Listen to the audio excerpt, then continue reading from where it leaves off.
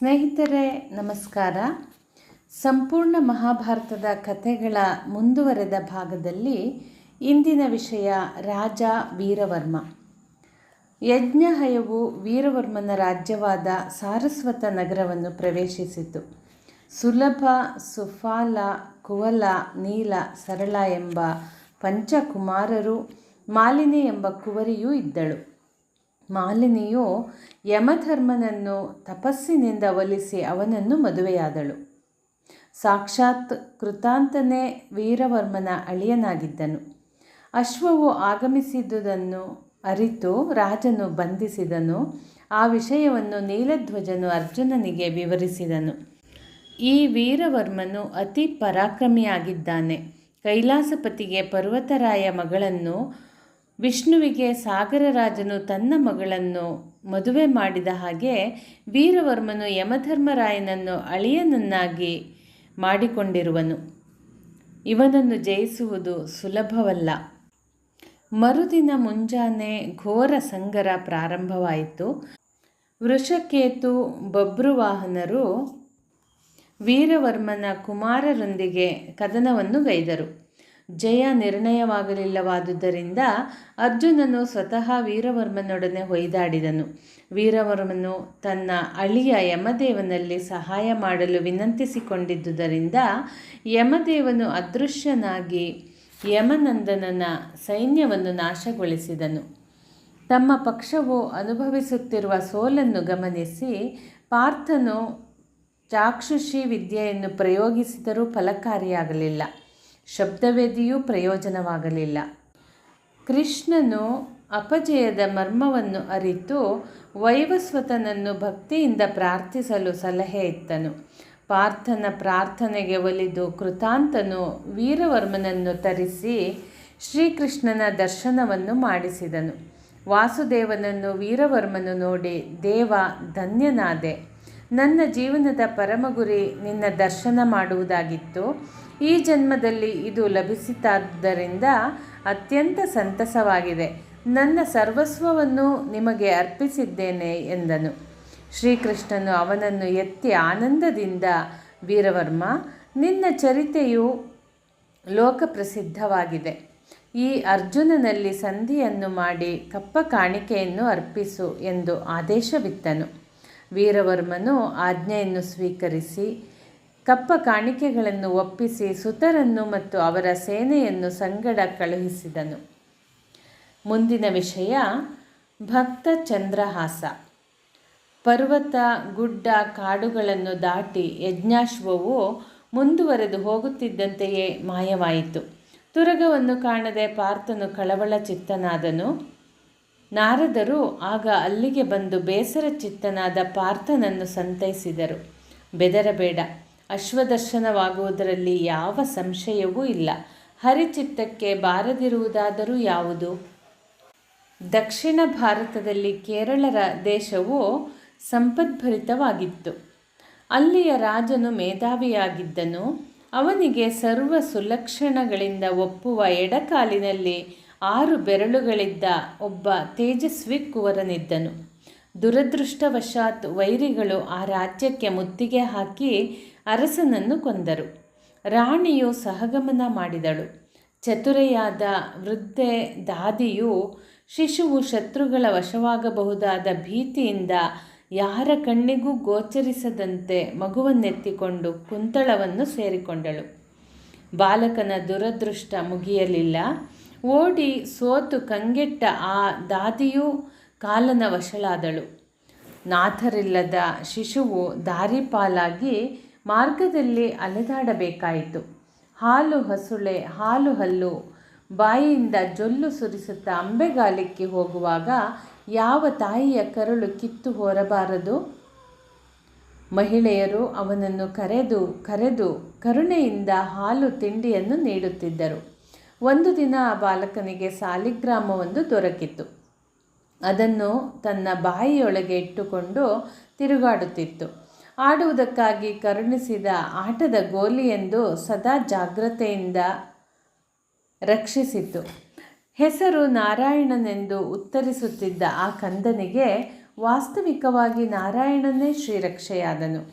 ಭಗವದ್ಭಕ್ತರಿಂದ ಹಾಲು ಜೇನಿನಿಂದ ಅಭಿಷೇಕ ಸ್ವೀಕರಿಸುವ ಸಾಲಿಗ್ರಾಮವು ಆ ಮಗುವಿನ ಬಾಯೊಳಗೆ ಕುಣಿದಾಡಿತು. ಹಾಗೆಯೇ ಪ್ರಾಯ 5-6 ದಾಟಿತು. ಆ ಕುಂತಳದ ದೊರೆಗೆ ದುಷ್ಟಬುದ್ಧಿಯು ಪ್ರಧಾನ ಮಂತ್ರಿಯಾಗಿದ್ದನು.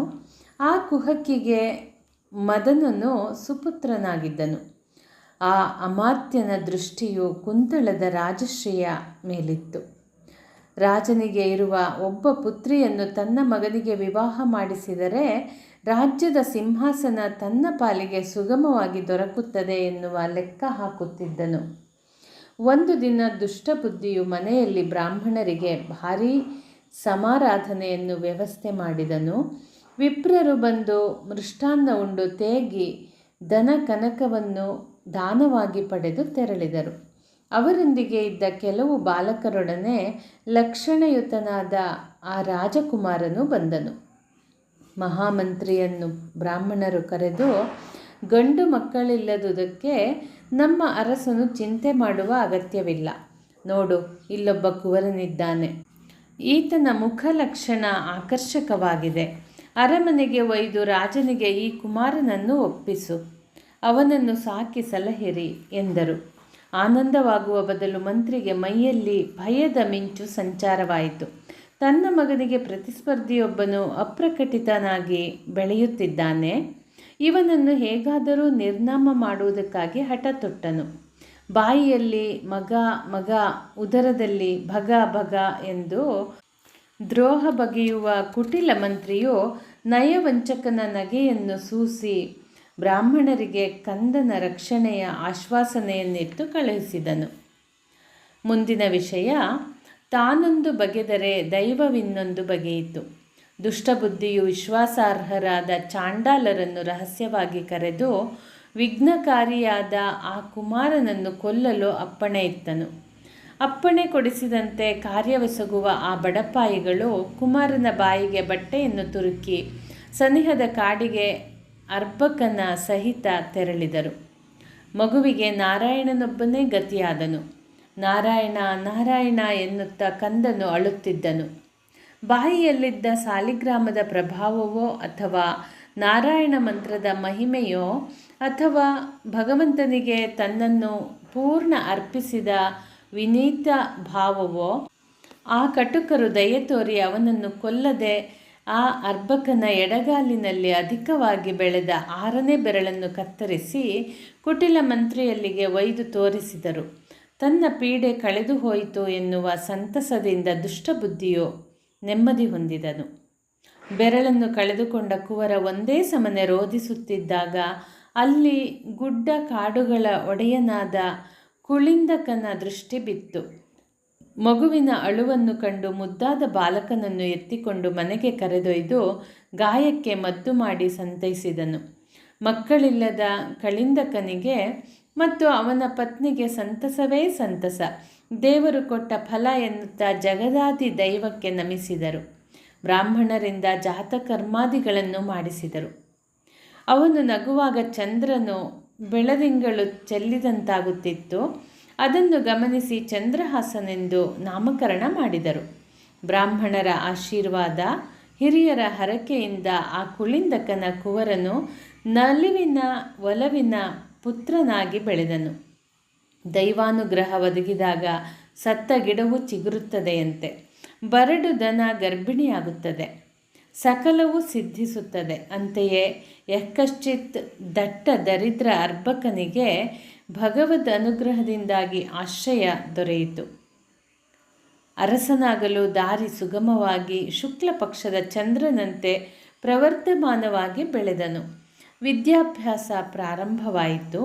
ಪಾಠ ಪ್ರವಚನ ಶಸ್ತ್ರಶಾಸ್ತ್ರದ ಪಾಠಗಳು ನಡೆದು ಪರಿಣತಿಯು ಲಭಿಸಿತು. ಸಕಾಲದಲ್ಲಿ ಉಪನಯನವಾಯಿತು. ದಿನೇ ದಿನೇ ಬೆಳೆಯತೊಡಗಿದ ಹುಡುಗನಿಗೆ 16 ಸಂವತ್ಸರ ಪ್ರಾಪ್ತವಾಯಿತು. ಮನೆಯಲ್ಲಿ ಸಾಲಿಗ್ರಾಮ ಪೂಜೆ, ಹರಿನಾಮ ಸಂಕೀರ್ತನೆ, ಏಕಾದಶಿ ವ್ರತ ಆಚರಣೆ ಪ್ರಾರಂಭವಾಯಿತು. ಹರಿಭಕ್ತಿ ರಸಾಮೃತವು ಈ ರಾಜ್ಯದಲ್ಲಿ ತುಂಬಿ ಹರಿಯಿತು. ಕುಳಿಂದಕನು ಕುಂತಳ ದೇಶಕ್ಕೆ ಸಾಮಂತನಾಗಿದ್ದನು. ಪ್ರತಿ ವರ್ಷವೂ ಕಪ್ಪ ಕಾಣಿಕೆಗಳನ್ನು ಕೊಡುವುದು ಪದ್ಧತಿಯಾಗಿದ್ದರೂ ಕೆಲ ಸಮಯ ಕೊಟ್ಟಿರಲಿಲ್ಲ. ಮಗನಾದ ಚಂದ್ರಹಾಸನೊಡನೆ ಮಂತ್ರಾಲೋಚನೆ ಮಾಡಿ ಚಾರಕರಲ್ಲಿ ಕೊಟ್ಟು ಕಳುಹಿಸಿದನು. ದುಷ್ಟಬುದ್ಧಿಗೆ ಆಶ್ಚರ್ಯವಾಯಿತು. ಹಲವು ವರ್ಷಗಳಲ್ಲಿ ಬಡತನದಲ್ಲಿದ್ದ ಕುಳಿಂದಕ ಒಮ್ಮೆಯೇ ಹೀಗೆ ಕಳುಹಿಸಲು ಹೇಗೆ ಸಾಧ್ಯವಾಯಿತು ಎಂದು ದೂತರನ್ನು ವಿಚಾರಿಸಿದನು. ಅವರು ಚಂದ್ರಹಾಸನ ಆಗಮನ, ಅದರ ನಂತರ ಸಿರಿ ವರ್ಧಿಸಿದುದನ್ನು ನಿರೂಪಿಸಿದರು. ಬೆರಳು ತುಂಡರಿಸಲ್ಪಟ್ಟ ಕುಳಿಂದಕನ ಕೈಗೆ ಸಿಕ್ಕಿದ ಮಗುವು ಚಂದ್ರಹಾಸನಿರಬಹುದಾಗಿ ದುರುಳ ಮಂತ್ರಿಯು ಮನದಲ್ಲಿ ನಿಶ್ಚಯಿಸಿದನು. ಕುಳಿಂದಕನ ಆಳುಗಳು ಭೋಜನವನ್ನು ಮಾಡಲು ಹೇಳಿದಾಗ, ನಾವಿಂದು ಹರಿವಾಸರವಾದುದರಿಂದ ಊಟ ಮಾಡುವುದಿಲ್ಲವಾಗಿ ಉತ್ತರಿಸಿದರು.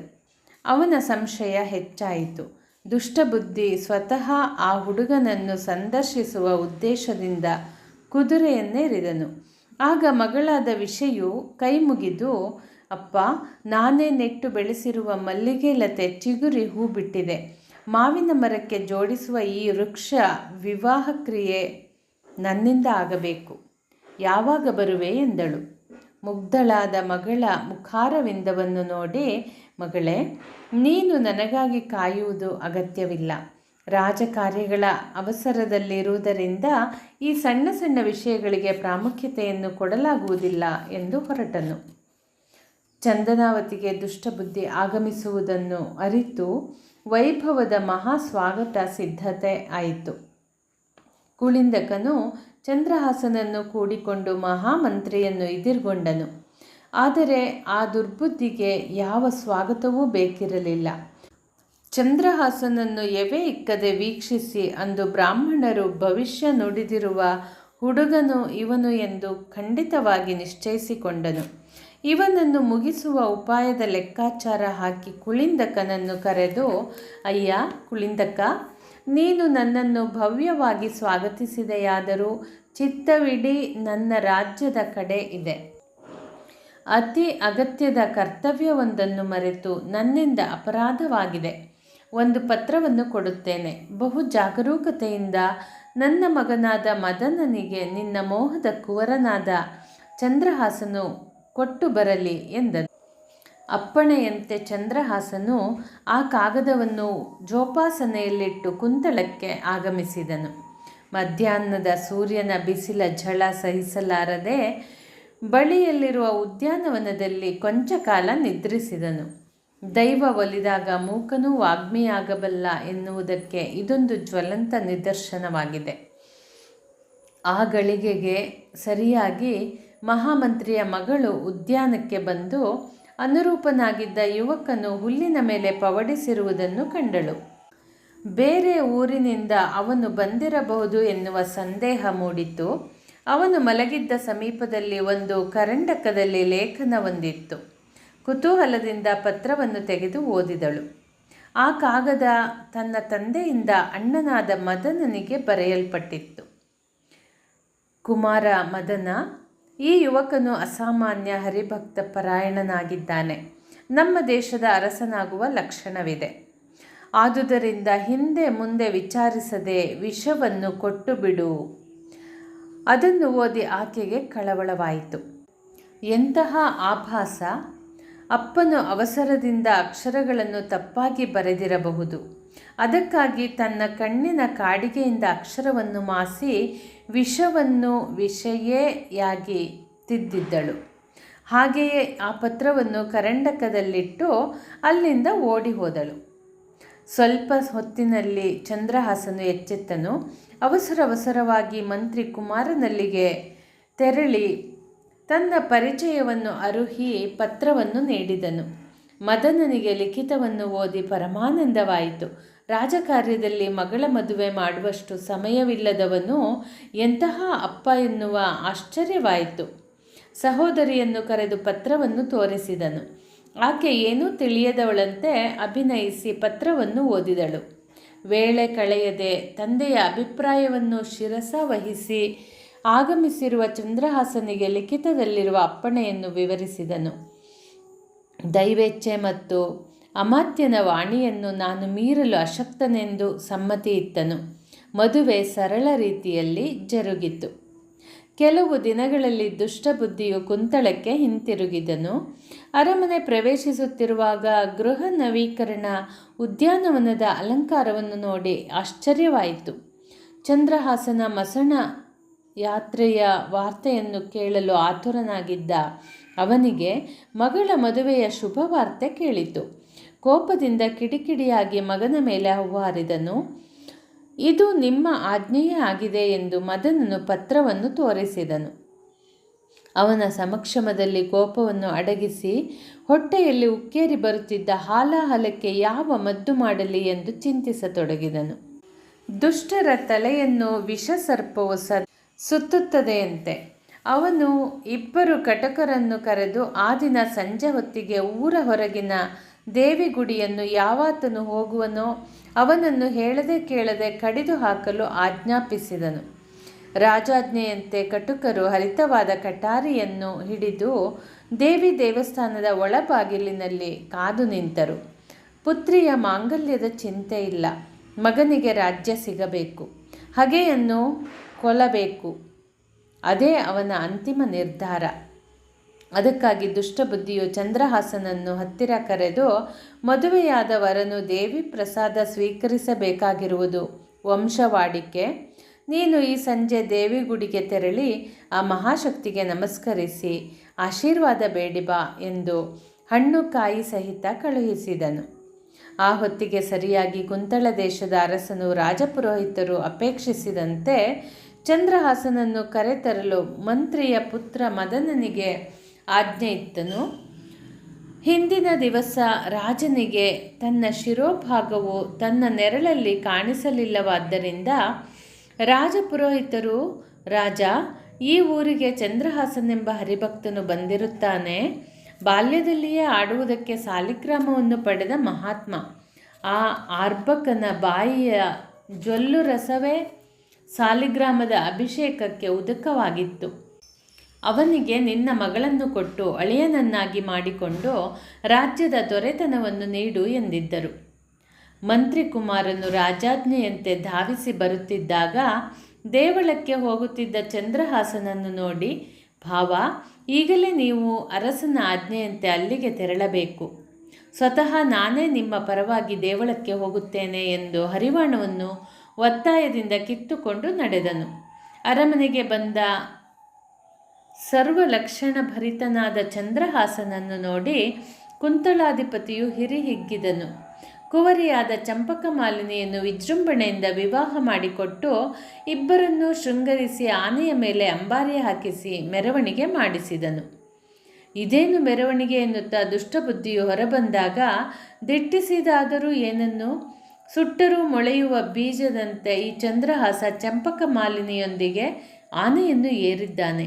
ಇವನೇ ಇನ್ನು ಮುಂದಿನ ಈ ದೇಶದ ದೊರೆ. ಅವಾಂತರ ದೂರವಾಗಲಿಲ್ಲವಲ್ಲ.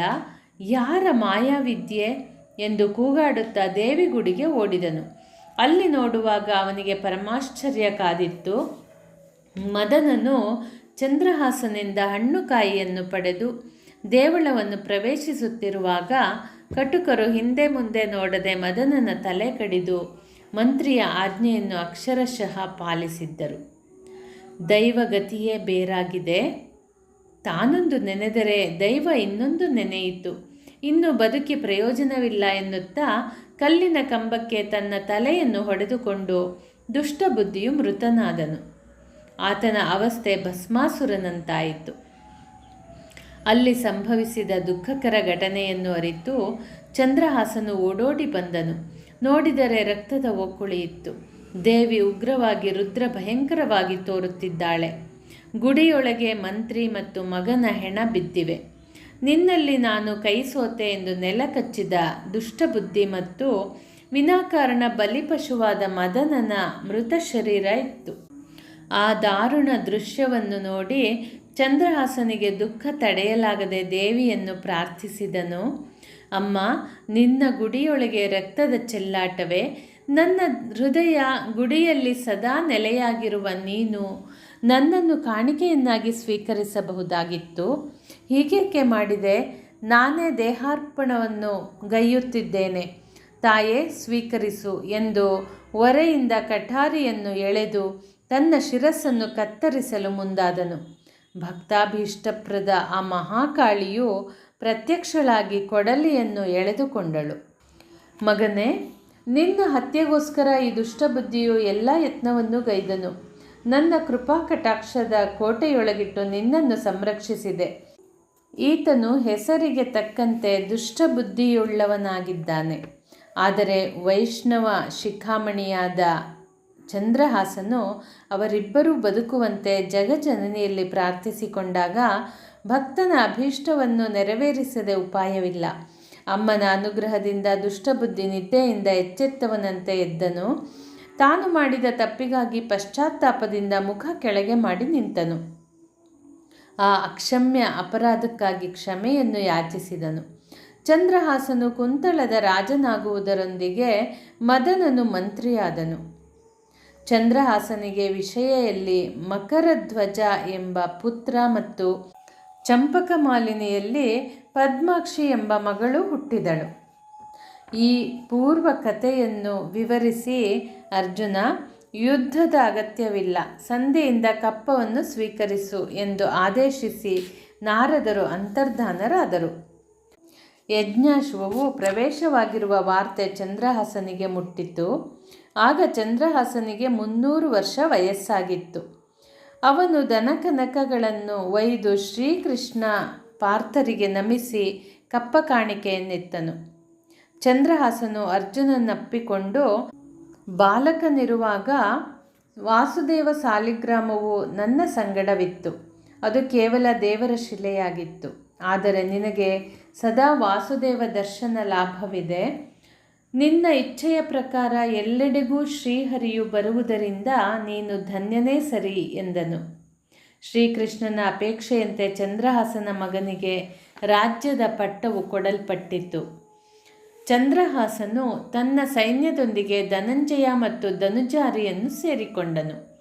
ಅಶ್ವವು ಸ್ವೇಚ್ಛೆಯಿಂದ ಎಲ್ಲೆಲ್ಲಿ ವಿಹರಿಸುತ್ತಿತ್ತೋ ಅಲ್ಲಿಗೆ ಧನಂಜಯ ಮತ್ತು ಇತರರು ಹಿಂಬಾಲಿಸಿದರು. ಅನೇಕ ರಾಜರು ಚಂದ್ರವಂಶದ ಚಕ್ರವರ್ತಿಯ ಯಾಗಾಶ್ವವೆಂದು ಮನ್ನಣೆಯನ್ನಿತ್ತರು. ಅನಂತರ ಒಂದು ಚೋದ್ಯ ನಡೆಯಿತು. ಕುದುರೆಯು ಹಠಾತ್ತಾಗಿ ಸಮುದ್ರಕ್ಕೆ ಇಳಿದುಬಿಟ್ಟಿತು. ಶ್ರೀಕೃಷ್ಣನ ಬೆಂಗಾವಲಿಗೆ ಬಂದಿರುವ ತಮ್ಮ ಸೇನೆ ಸದ್ಯಕ್ಕೆ ಇಲ್ಲಿಯೇ ಇರಲಿ. ಈ ಸೈನ್ಯದಲ್ಲಿ ಅರ್ಜುನ, ಅವನ ಕುಮಾರ ಬಭ್ರುವಾಹನ, ಹಂಸಧ್ವಜ, ಮಯೂರಧ್ವಜ, ಪ್ರದ್ಯುಮ್ನ ಇವರಿಗೆ ರಥದಲ್ಲಿ ಸರ್ವತ್ರ ಹೋಗುವ ಸಾಮರ್ಥ್ಯವಿದೆ. ಅವರು ಮಾತ್ರ ನನ್ನೊಂದಿಗೆ ಬರಲಿ ಎಂದನು. ಸ್ನೇಹಿತರೆ, ಮತ್ತೆ ಮುಂದಿನ ಸಂಚಿಕೆಯಲ್ಲಿ ಮುಂದುವರೆಸೋಣ. ಧನ್ಯವಾದಗಳು.